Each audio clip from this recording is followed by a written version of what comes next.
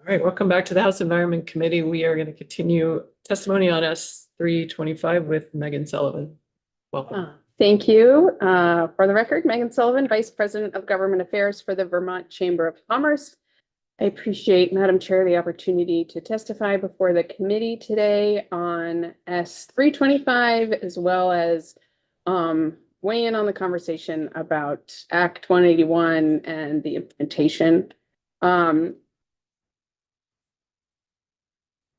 So I've been representing the chamber for about 5 sessions now, and through that, I have been named to various stakeholder processes, including participation in the necessary updates to Act 250 report that happened, I think, in the summer of 23, which led to the 2024 Act 181. And during that process of 181, we were in this room, in the Senate room, for hours and hours and hours. So I am not a legislator. I can't speak to legislative intent, but I can speak to what I heard during that process and the serious concerns that we have had as the process from 181 has rolled out into this implementation phase.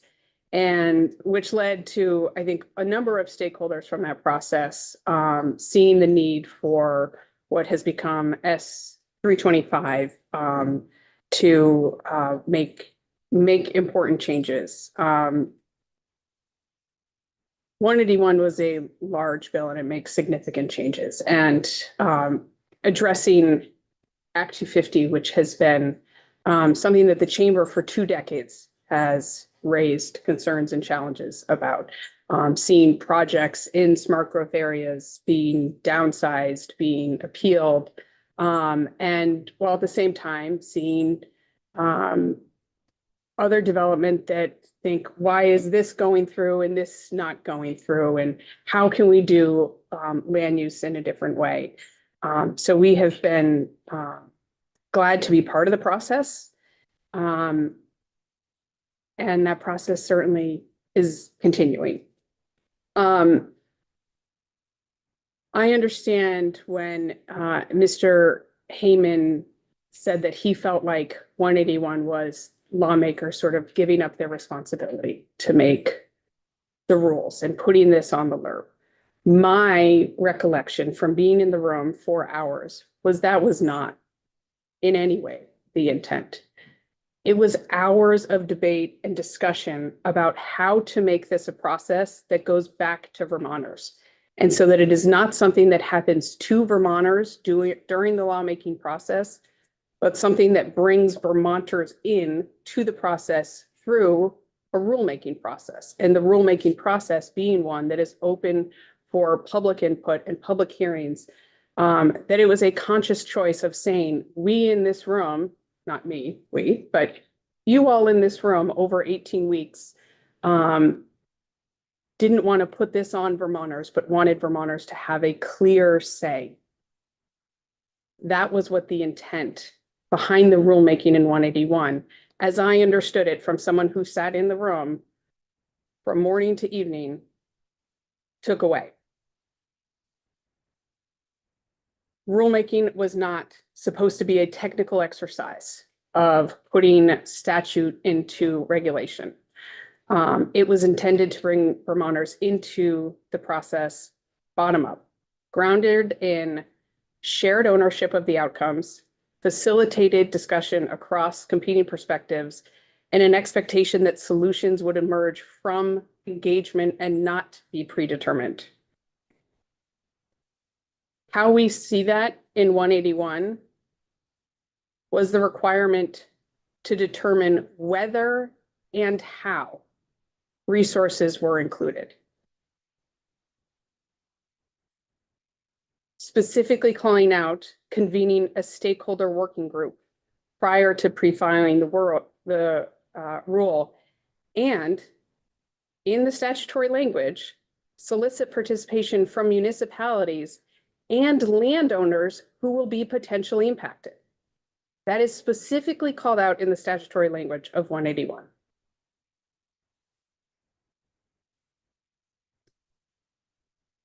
The legislature directed the Land Use Review Board to adopt rules that shall at a minimum determine whether and how to protect the identified natural resources, and required that measures to ensure that no municipality or region is disproportionately impacted, and that would limit reasonable opportunities for Tier 1 and Tier 2 designation. And I think that part is really important because we had maps before we had Tier 2 guidance, and as VLCT showed, the interaction between Tier 2 and Tier 3, I don't think addressed that.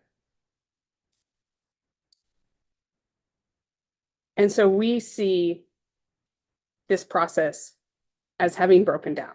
And I agree that the Land Use Review Board has done a ton of work and they have a ton of work on their plate. And maybe they were not the right group to have undertaken this process, but I don't think the process has gone well or as intended. And as a stakeholder, I, like VLCT and others, have been incredibly frustrated.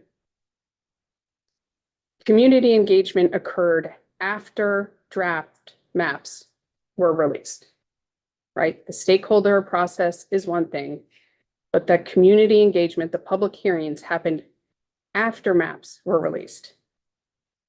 So the outcome was that Vermonters were reacting to outcomes rather than helping to shape them.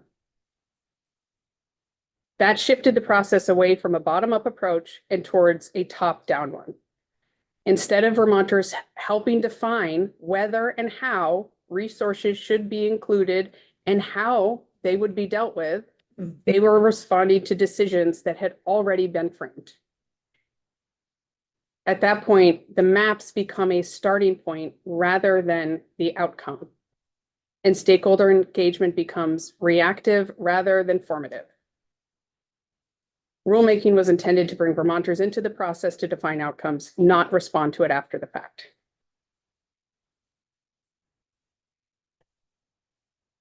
I think there is a disconnect between the legislative intent, the stakeholder expectations, and where we're at with implementation.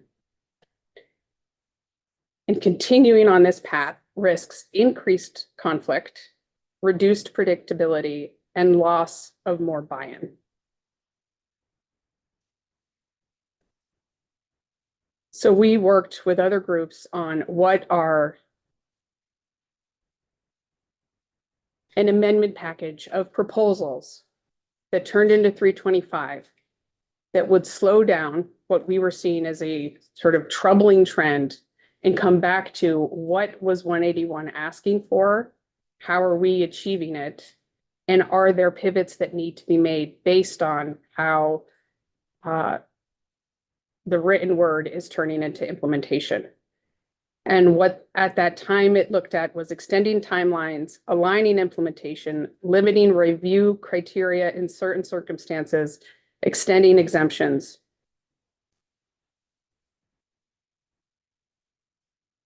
And I think where we are now is this issue is no longer just about timing. The trust that was brought up, the broken trust, and strained engagement occurring after key decisions were framed is going to be hard to overcome within the process that was established in 181 as we see it. And I think right now is an important time to take that necessary step back to say, can, with a delay, which we have supported, with clear, clarified expectations, coming from a bottom-up approach in this moment, be enough to put this process back on track, to determine that whether and how resources are protected and how to build a system that is trusted. The request for a delay was not about finding a new way to get to the same outcome that has already been produced. It is about reopening that question and bringing those questions to the Vermonters who are asking to be part of the process. Taking a step back may not mean that we stick with where we are now with refining tiers. It may mean considering whether the system is the right tool at all in this moment. I think in part of this, the Land Use Review Board brings regulatory expertise, planners, and attorneys. But this phase clearly requires community engagement, facilitation, and trust building. And I think that in order to move forward with these questions of whether and how these resources are protected, we need a community-led engagement process that's inclusive of Vermonters across region, supported by engagement professionals, with the recommendations brought back to the legislature. And I do not think the Land Use Review Board is the right place for that to happen. And I think there are groups in the state who do specialize in community led engagement. You've heard from one, there are others as well that I think should be consulted. So that was a lot, and I'm not sure totally clear. Any questions before I start talking tier one? Representative Austin. Yeah. I saw 181 as a housing bill. And so I have been hyper focused on housing, and I'm just wondering, postponing, and we have a building season coming up, like right now, Right. to build. I'm not that concerned about Chittenden County because I feel like Chittenden County is building. I am concerned about other areas outside of Chittenden County, if they will get the housing they need in the time that they need it. And if you can answer that. Well, we do not support a repeal of Act 181. Yeah. What we have supported in the Senate is a extension of the interim exemptions for everywhere they are, which is our village centers, in our rural areas, our downtowns. Because I think there are some challenges with tier one that we're finding out too. I don't think they're as challenging, but there are still questions that need to be answered. But this process is about Act 250, and our housing challenge is significantly beyond Act 250. And so there's a lot more that has to be done if we're going to say, well, is there going to be housing built in rural areas? That doesn't lie totally on the shoulders of whether or not Act 250 is in place. I think this approach of saying, especially in communities that are doing this work, adding that duplication adds unnecessary cost.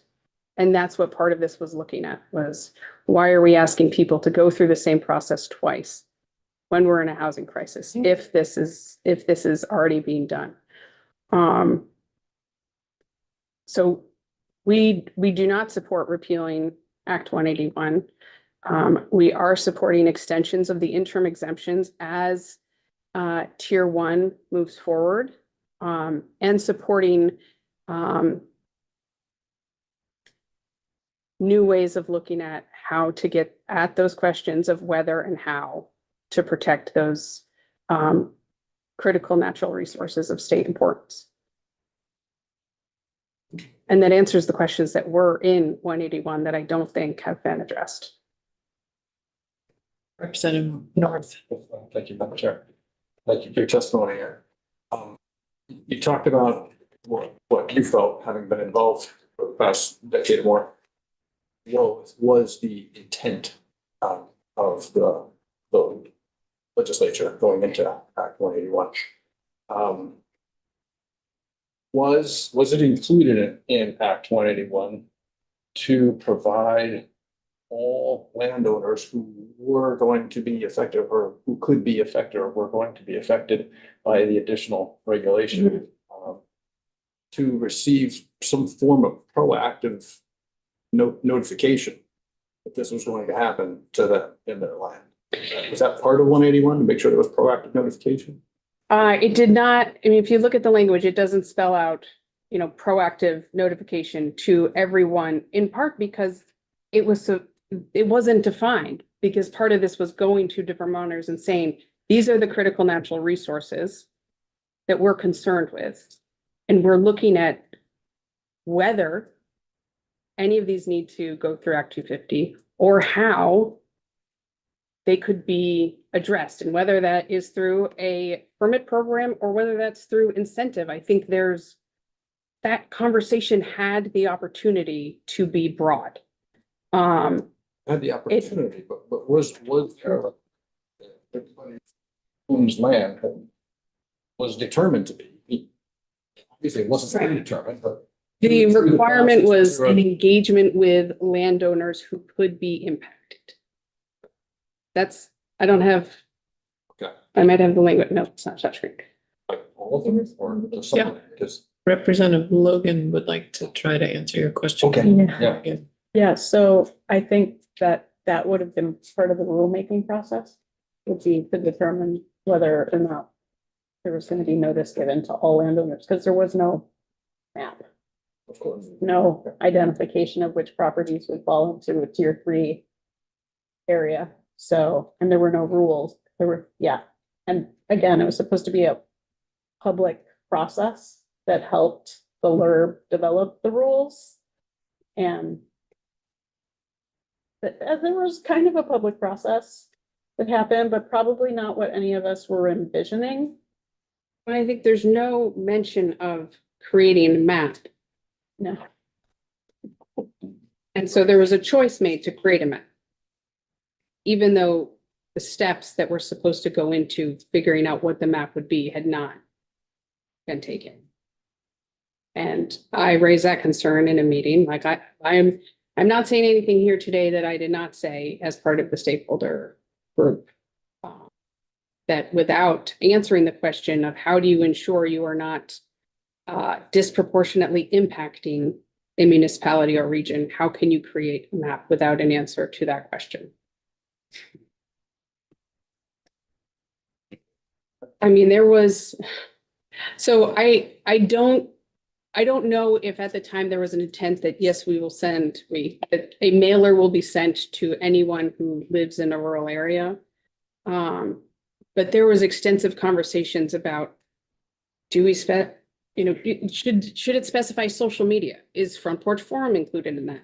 Like, it got to that level of how can most Vermonters, how can we reach people in impactful ways? And it was intense conversations and long conversations, but the language talks about reaching out to potentially impacted landowners.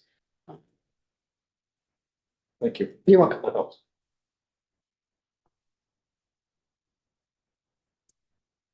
Did you want to talk about more specifics in the S325 or? Yes. If I get time.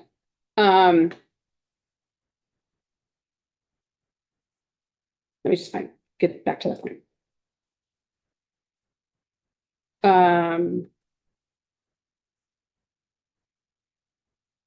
So we've shared concerns about, that others have also mentioned about, growth areas, being mapped too narrowly or getting feedback that is cutting down what those are. So when communities have said, this is what we envision our growth to be, that those are getting cut down. It sounds like maybe that is getting reworked,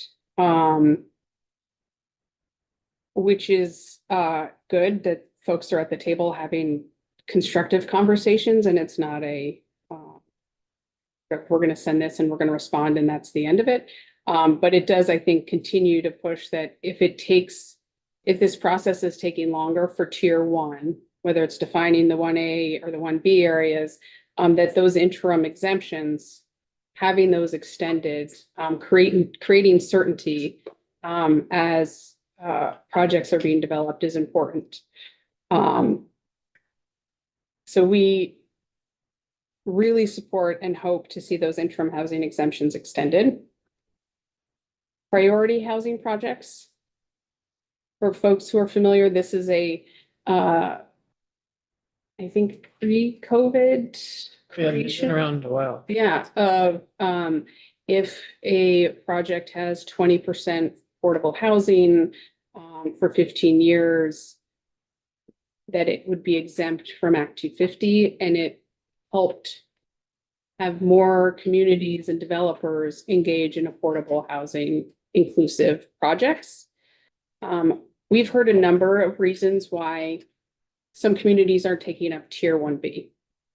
And Or are not. are not opting in, who are mapped for Tier 1B, but are not opting in. And I think those are important conversations to have, to say, if you have this opportunity, why aren't you taking it up? For some folks, it's just, we want to have that Act 250 review in our town. But in the potential that someone is making that choice because they don't want affordable housing in their community, especially when housing is a priority of the state. State is providing significant money for infrastructure, that it is appropriate to say, if you do not opt in to Tier 1B, priority housing projects are still available in that mapped area.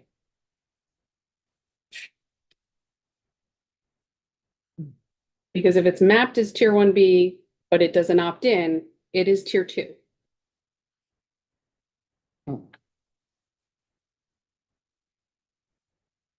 So in that mapped area, having priority housing projects continue, I think, is appropriate. And those are in the village identified areas. 1B, B is what you're just talking about, 1B. Yeah. Not in sort of a temporary exemption amendment piece. no, I think they're already in the temporary exemptions. No, if they're in the like temporary exemptions, then it's fine. So that incentive isn't there. I think there's a lot of threads on this and we need to follow them carefully, but I'm hearing you. Okay, and that I think is in 325 now, that continue the inclusion of priority housing projects in 1B that don't opt into 1B. In 325 is a change of traditional and historic. And this came up earlier of, well, what if you want to build out of the floodplain? Having the language traditional and historic was causing that not to be allowed. Because building a new center is not historic. So the change to a traditional settlement pattern that's not historic allows communities to build outside of that floodplain.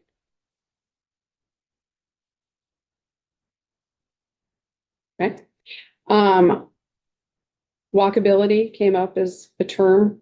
I do think it is a problematic term for ableist, and it has been a challenge, right? This actually came up in one of the communities of, okay, well, what do you see as walkable? What do I see as walkable? And I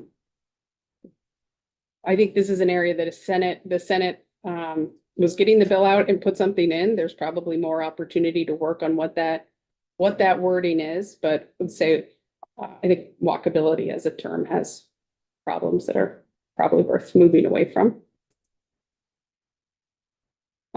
Support the change that 325 had about when and how oversight of Act 250 is transferred in those Tier 1A areas. As we've heard, that's been a challenge for folks who are considering Tier 1A, but worried about taking on existing Act 250 agreements. So support the change that was made there. Also a change about opting in as ready. So if a community is interested in their 1B opt-in, but doesn't have all the pieces in place yet, but will, letting them, once they are ready, adopt or opt in, and not wait for the regional plan to be redone, making that process easy. We support that. And now we're getting really nudgy. Removal of the term rare. So in the 1A criteria, it's talks about protecting for rare, threatened, or endangered species. Act 250 only covers threatened or endangered, and so this would actually make 1A more go further than Act 250 does by including the word rare. And from what ANR has said, and I'm sure they can testify to this, it's a really challenging standard to understand. So continuing the threatened and endangered, but just removing the term rare. Town rare was struck out of that. It hasn't. It is, yeah, so I'm supporting that. Going through that. Oh, okay. And then I want to speak quickly to the concerns that were raised about the disparity between districts and how we have heard some districts are great to work with and others are really challenging. We supported the Professional Land Use Review Board in order to deal with that. I understand you all have a lot on your plate, and administering the state programs is not something that you're supposed to have to do. That is outside of the scope of the legislative body. That's an executive function. But we are highly concerned as we try and restructure this, that from what we're hearing, that the challenges coming out of district offices are getting harder, are getting worse. And our support for the Land Use Review Board was specifically about doing the professional development, doing the deferred maintenance to ensure that this is a statewide program that is run fairly, equitably, predictably across the state in each district office. And are deeply concerned that we're hearing that that is not happening yet. And again, understand that the LURB has a lot on their plate. But would love to see further attention to what I think is a really challenging issue and is not a helpful issue as this process is trying to move forward. All right, thank you for your testimony. Thank you. Thank you. Did you have a comment on the last floor amendment? That's the sort of last thing in this S325. I don't. I will have to look at, that. Sorry, it's not. Yeah, sorry. Fine. It's great. Thank you so much for your testimony. Thank We have one more witness, Michelle Monroe from Association of Conservation Districts. Thank you for having me in at the very last minute. I appreciate it. For the record, I'm Michelle Monroe. I'm the Executive Director of the Vermont Association of Conservation Districts. And first, I'd just like to thank this committee for its support of conservation district funding for conservation districts. We very much appreciated that in your budget memo. We're grateful. And so I'll talk a little bit about Act 181 and sort of at a much higher level than Megan did. We are not, as districts, as engaged in the weeds on that. And then also talk about some of the threats to conservation work across the state that have developed over the last few weeks on the federal level. So on Act 181, we support delaying the implementation of Tier 3. We're getting a lot of calls from concerned landowners. They're calling up their conservation district for information. They're concerned about the maps. Landowners don't particularly like it when they see a map that identifies area of their property for conservation, and there hasn't been any discussion held with them. I think that really scared a lot of people. But we are conservation districts, so of course we support the goals of Tier 3, particularly around limiting forest fragmentation, protecting wildlife corridors, rare habitats and endangered species, and ensuring the headwaters of our rivers are protected. And we also provide technical assistance to hundreds of farmers and forest landowners across the state every year. And so we're concerned about farm viability and the conversion of farmland to low-density residential housing. We see potential in Act 181 to support farm viability and protect farmland, but to incorporate those goals into Act 181 alongside the protection of other natural resources, we think requires some time. to solicit ideas from Vermonters to engage them in reconfiguring the state's premier land use law. And so districts are, because we do both of these pieces of work, right? We support farms and rural communities and forest landowners, and we also support conservation. We do that in tandem. And so we, as part of our mission, on both in federal law and in the Vermont Soil Conservation Act that created us, we are there to serve as partners for local government, in particular around soliciting public input. So I just want to offer that if there is a role for conservation districts to play, perhaps alongside the Land Access Opportunity Board and VCRD and others, to help solicit input, to help be that source of public discussion, because we're a conservation group that hasn't been involved in any of the implementation really of Act 181. I think that gives us a little bit of distance to be able to come in as a fresh partner in the process. So I just wanted to lay that out there, and that's really the extent of what I had to say about 181. So shifting over, we work very closely alongside the Natural Resources Conservation Service, which is part of USDA, and NRCS brings over $20 million a year into the state, for conservation practices on the ground, usually primarily with farmers, but also with forest landowners. They conserve wetlands. They help farmers do cover cropping and other agronomic practices. They also do emergency watershed response. So we've got 120 projects, I think, in 60 towns as a result of the 2023 and 2024 flooding as part of that emergency watershed protection program.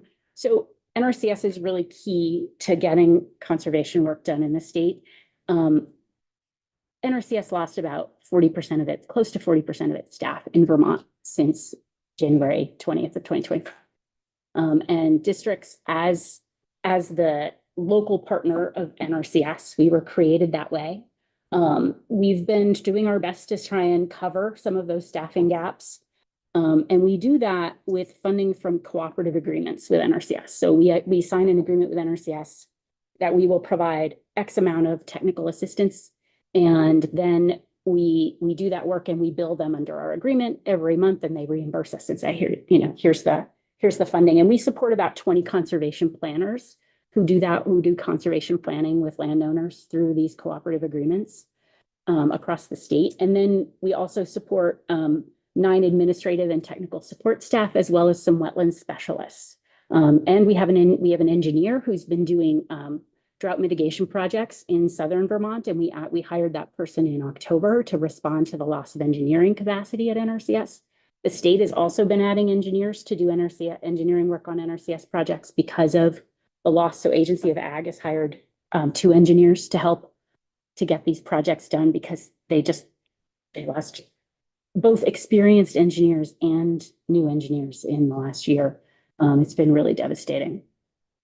So now the administration is holding up and threatening cooperative agreements that pay for this staff. So the Office of Management and Budget is deeply suspicious of these cooperative agreements.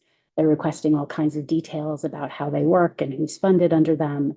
And they have put a moratorium on new cooperative agreements and extending existing cooperative agreements. So usually once you have a cooperative agreement, they can continue to put funding in it for up to 5 years and extend it. So as a result, we've already lost 2 foresters because there was the National Wild Turkey Federation had a cooperative agreement nationwide. And under that agreement, they were employing 2 foresters in Vermont.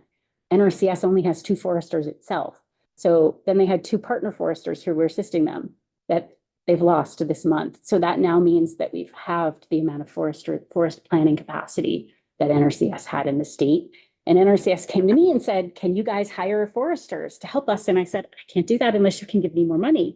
And they can't give me more money because they can't fund anything in addition currently. So that is a threat for us, but there's another cooperative agreement threat as well, and that's U.S. Fish and Wildlife. U.S. Fish and Wildlife's agreements are different. They don't necessarily fund staff.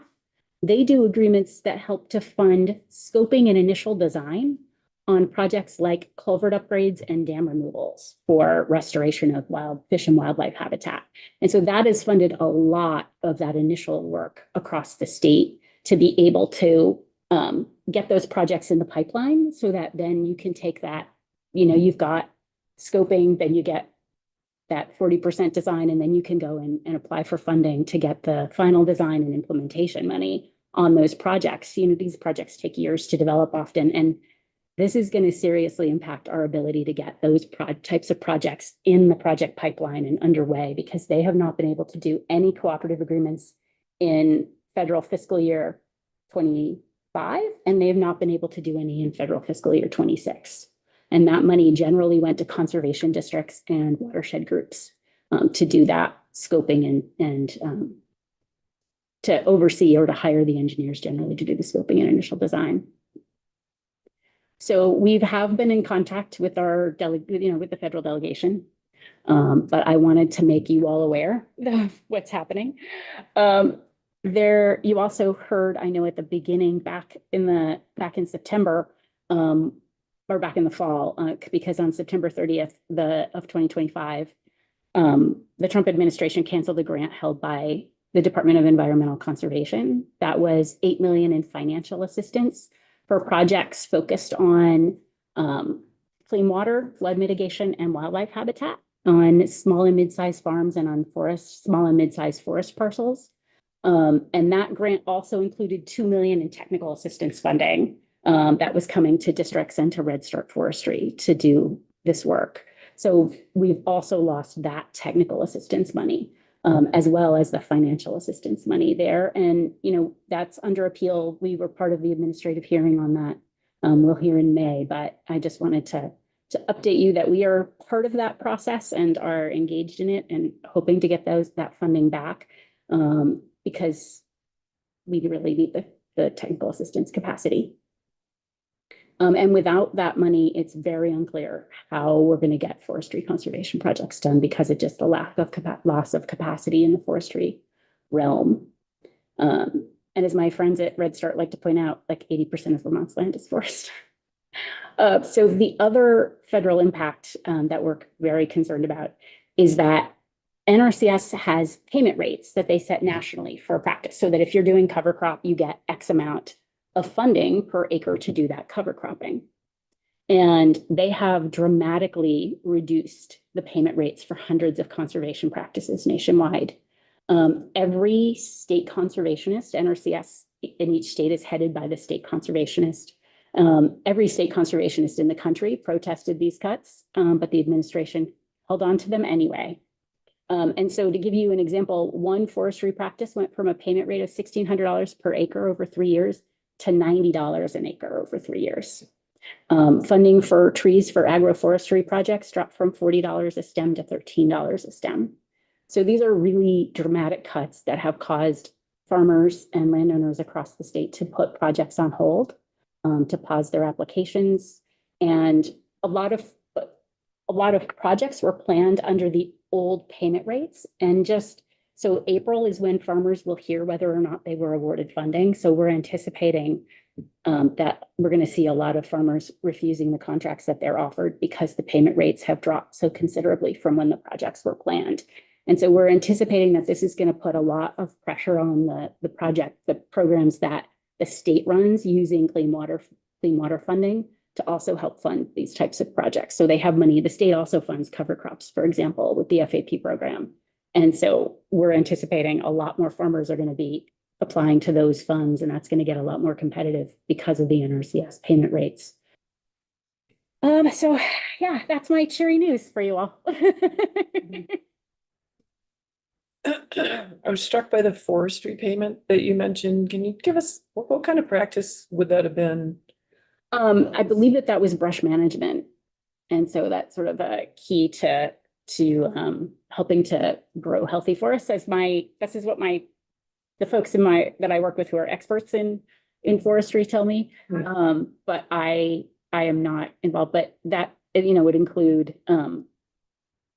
helping to make sure that there's space for newer and younger trees, invasives management, all part of that process, and as well as wildlife habitat. So unfortunately, I'm not an expert in the NRCS process. the top level, I turn to the folks that work for us for that. Yeah, I'll ask one more and then I'll get Representative Pritchard. I really appreciate you coming in and thinking about what your role might be in an, I don't know, reinvigorated, different approach to our Act 181 challenges. And I'm curious can you just speak a little bit more to that, where you think the conservation districts could fit in? I think, to start with, I think that we are good partners for collecting information. So every year we do what's called a locally led process, where we bring in local stakeholders, which could include other technical assistance providers. You know, UV Extension is going to be there, tactical basin planners are going to be there. NRCS is going to be there, but also local landowners and local residents. And it's a public process. And we do surveys, we do public meetings, we do free meals to get people there. Orleans got Roger Albee to come talk about the history of agriculture in Vermont as a way to get people in. So then we take that information and use that to inform our work. And so to determine what are the priority conservation needs in each district. And then we are able to take those priority conservation needs and apply for discrete funding from NRCS to meet those needs. And so I'm reviewing those now actually. And Caledonia County, for example, they requested funding to address both connecting headwaters to floodplains to reduce the amount of water flowing downstream, and funding to support water infiltration through improved soil health and other approaches in the valleys. So they're calling it sort of the ridge line to the river, something like that project. But they're requesting $300,000 that only landowners in Caledonia County will be able to apply for to support those practices. And that's just 1 year of funding. So we do this annually. And last year we directed 4.4 million in funding specifically to priorities identified through this public input process.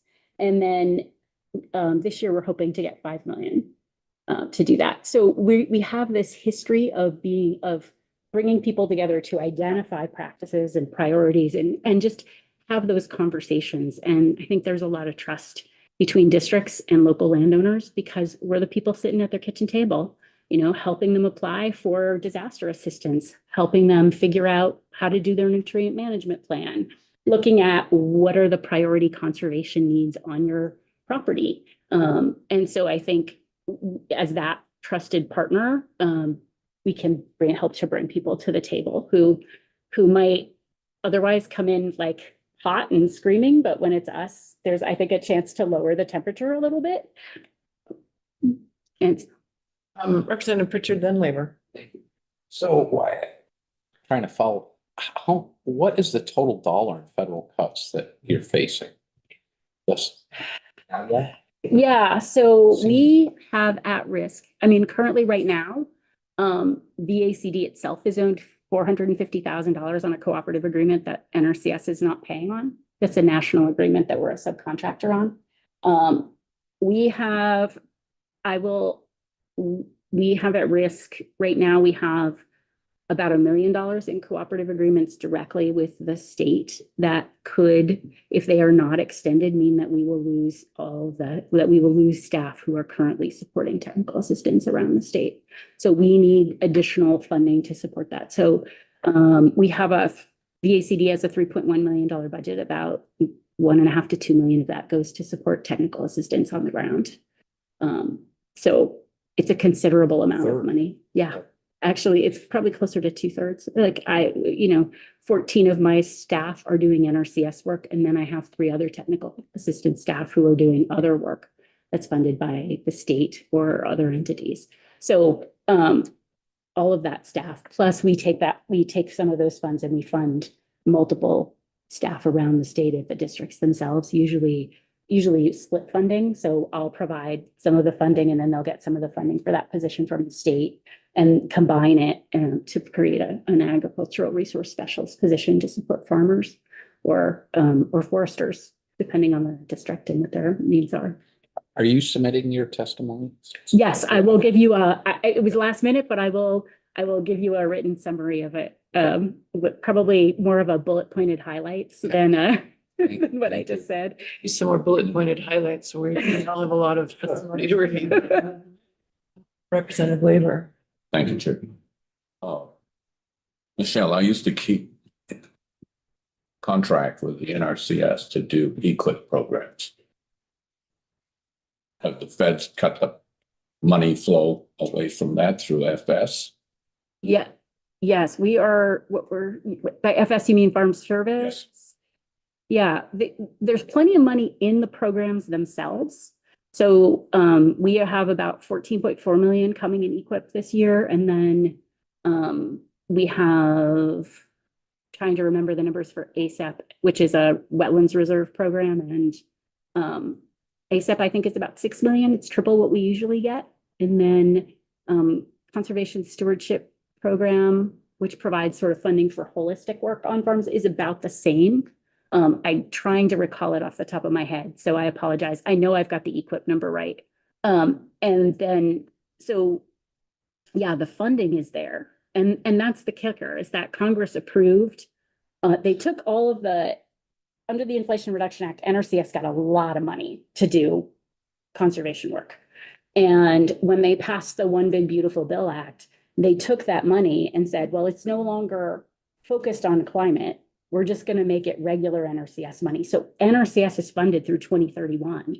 And the problem is that the Office of Management and Budget isn't releasing the funds. They're holding back on the partner TA funds. But the money exists. It's there. Congress appropriated it. Oh.